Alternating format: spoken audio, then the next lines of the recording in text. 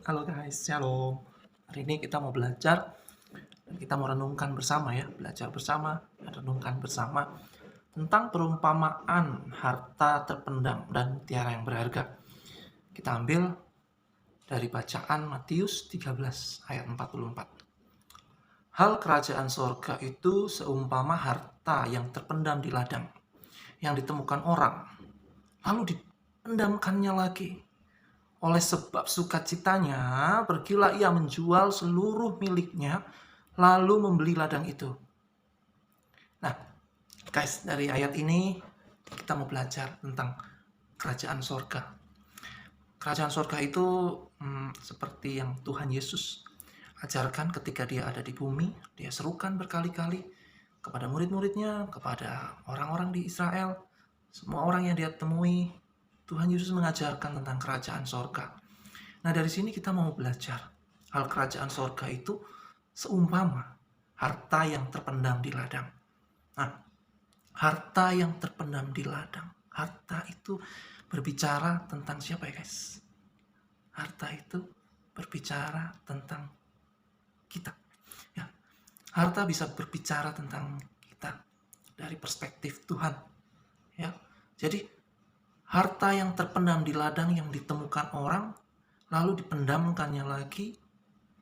Oleh sebab sukacitanya pergilah ia menjual seluruh miliknya lalu membeli ladang itu. Nah, seperti itulah gambaran kita di mata Tuhan Yesus. Nah, begitu luar biasanya kita guys di mata Tuhan. Benar nggak? Nah, harta juga bisa berbicara tentang Tuhan. Tentang sesuatu yang berharga dari perspektif kita guys. Kalau tadi perspektifnya Tuhan, harta itu adalah kita. Nah, dari perspektif kita, harta itu adalah Tuhan sendiri guys. Nah, mengapa bisa begitu? Ya, jadi gini guys, Tuhan mengajar kita supaya ketika kita tahu, kita menemukan sesuatu yang berharga, kita mau untuk meraih dan mendapatkan itu guys. Jadi gambarannya seperti ini. Ketika kita mengenal Tuhan, ketika kita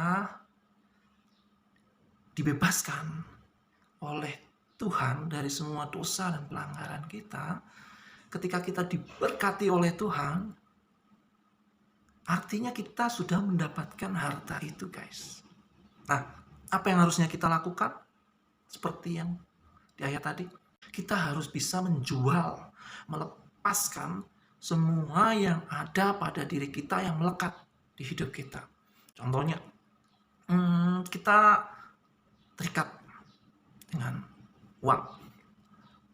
Kita harus bisa guys, melepaskan diri dari keterikatan kita dengan uang. Jangan menjadi orang yang pelit. Kalau kita lihat orang kesusahan, sekalipun kita juga susah, kita mau memberi. Nah, itu belajar guys. Itu artinya kita sedang menjual seluruh milik kita untuk membeli atau mendapatkan harta itu guys, yang sudah diberikan Tuhan dalam hidup kita. Karena itu sesuatu yang bernilai, berkat Tuhan itu. Segala hal-hal yang buruk yang ada pada diri kita, kita lepaskan. Kita jual semuanya. Artinya kita lepaskan. Jangan ada pada diri kita lagi. Dan harta itu yang harusnya kita peroleh. Keselamatan yang dari Tuhan. Berkat sukacita yang dari Tuhan. Itu yang harusnya milik kita. Nah, lanjut guys ke ayat selanjutnya. Matius 13 ayat 45. Demikian pula hal kerajaan sorga seumpama seorang pedagang yang mencari mutiara yang indah. Kita lanjut lagi ya. 13 ayat 46. Setelah ditemukannya mutiara yang sangat berharga, ia pun pergi menjual seluruh miliknya lalu membeli mutiara itu. Nah, jadi seluruh ayat 13:44 sampai 13:46 di Injil Matius ini bicara tentang hal yang sama guys. Untuk bagian yang kedua, digambarkan seorang pedagang yang mencari mutiara yang indah. Nah, pedagang itu biasanya dia menjual barang yang laku. Enggak.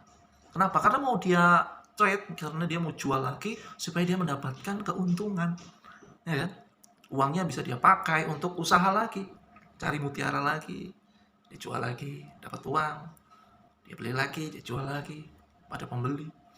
Nah, tapi yang heran di sini guys, ya, pedagang itu ketika dia menemukan mutiara yang sangat berharga, ia berani menjual seluruh miliknya, lalu membeli mutiara itu. Nah, artinya gini guys, dia nggak lagi kalau berdagang itu asetnya tetap dia punya, terus yang buat operasional, buat beli barang dagangan, beda lagi uangnya, supaya bisa dia putar, uang keuntungannya dia tambahkan aset, ya. Terus uangnya yang tadi dapat lagi, modalnya dia putar lagi, dia belikan ke aset. Nah, biasanya pedagang seperti itu kan. Nah, tapi di sini dia menjual seluruh miliknya, guys. Artinya saking dia tahu bahwa mutiara itu sangat berharga, bahkan hartanya, semua milik pedagang itu dia jual semuanya, guys, hanya untuk mutiara itu. Nah, mutiara itu apa? Di perspektif Tuhan sama, mutiara itu kita ini mutiara di mata Tuhan. Seperti itulah Tuhan kita memperlakukan kita. Kenapa? Karena dia harus turun ke dunia hanya untuk menyelamatkan kita, guys, umat manusia. Bukan untuk lihat-lihat healing. Kalau zaman sekarang nggak kayak gitu, guys. Tuhan punya misi untuk menyelamatkan kita, guys. Jadi dia rela meninggalkan surga, menjadi manusia, lahir di kandang domba. Sangat hina kan? Tapi Tuhan mau jadi sama seperti kita supaya kita ini selamat, guys. Begitulah cara Tuhan menyelamatkan kita. Dia jadi sama dengan kita, melakukan apa yang juga kita lakukan sehari-hari, tapi tanpa dia harus berbuat dosa. Melakukan kegiatan sehari-hari, disakiti, tapi dia tetap mengampuni.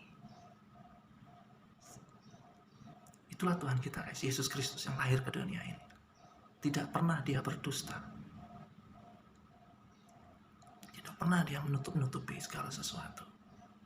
Dia lihat orang kesusahan, dia tolong, dia bantu, dia sembuhkan. Dia bikin mujizat. Demikian juga ketika dia disakiti, dia difitnah,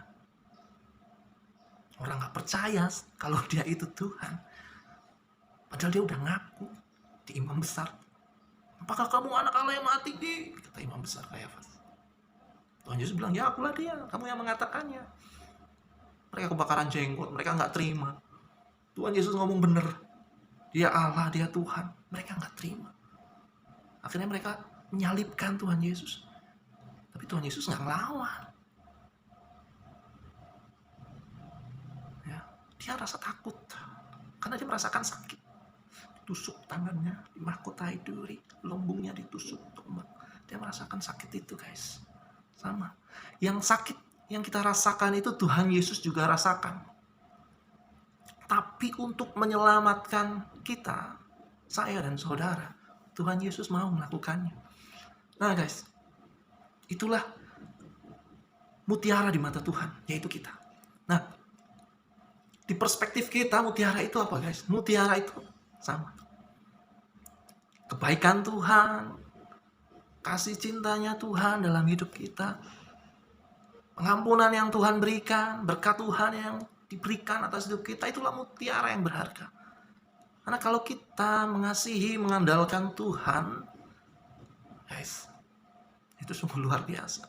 Kita bayangin aja ya, kalau pedagang tadi menemukan mutiara yang sangat berharga sampai dia rela jual asetnya. Apakah habis itu dia nggak makan, guys? Nggak juga. Saya pikir Mutiaranya punya dia cukup pamerkan ke orang lain, kasih lihat ke orang lain. Ya, itu bisa jadi sumber pemasukan, guys. Benar kan? Seperti halnya kita. Jika kita percaya sama Tuhan Yesus, kita rela memberikan semuanya untuk Tuhan Yesus. Meninggalkan apa yang ada pada diri kita yang selama ini melekat dengan diri kita, yaitu kedagingan kita. Kita bisa jual itu semua, kita bisa lepaskan itu semua, terus kita dapatkan Tuhan Yesus, kita hidup bersama Dia. Tuhan Yesus nggak pernah kurang cara untuk memberkati kita. Jadi taruh rasa khawatir kita, rasa takut kita. Tapi apakah rasa khawatir itu nggak bisa datang, guys? Cara manusia, ya, rasa khawatir itu bisa datang. Kalau kita disakiti orang, memang nggak bisa sakit hati lagi kalau udah ada Tuhan Yesus sama kita. Guys, bisa, guys. Bisa. Sangat bisa. Kalau kita disakitin orang, kita masih sakit. Tapi kita bisa memilih untuk mengampuni seperti Tuhan mengampuni orang-orang yang menyakiti dia, orang-orang yang memfitnah dia. Bahkan orang-orang yang nggak menganggap dia Allah, tapi nggak dianggap Allah, guys. Masa Tuhan mati, masa Tuhan disiksa, masa Tuhan nggak bisa turun dari atas kayu salib. Itu Tuhan diremehkan. Kita juga, guys. Kalau kita diremehkan, it's okay. Tuhan sudah seperti itu.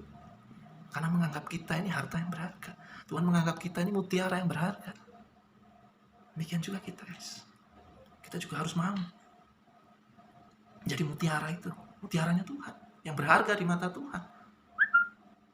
Bagaimana kita memperlakukan sesama kita seperti Tuhan memperlakukan kita? Melihat orang yang susah, kita bantu, kita tolong. Melihat orang yang sakit, kita bantu, kita tolong.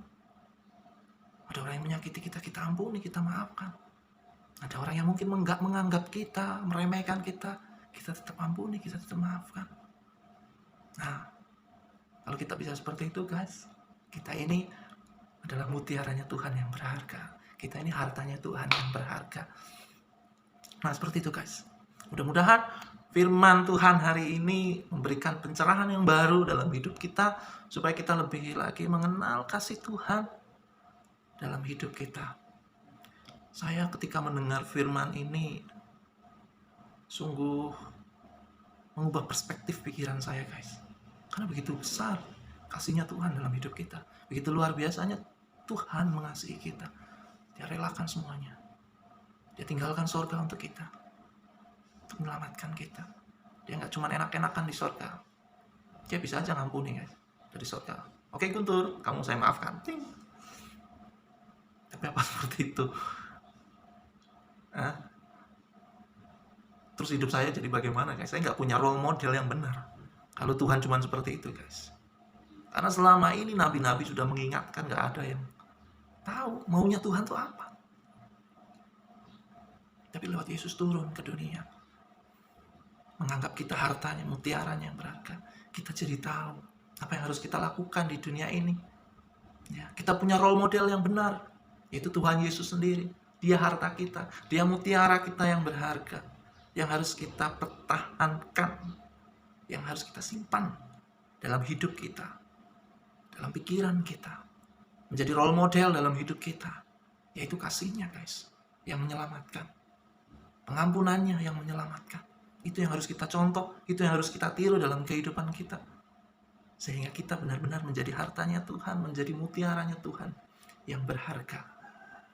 Oke, guys, sekian yang bisa saya sampaikan pada hari ini.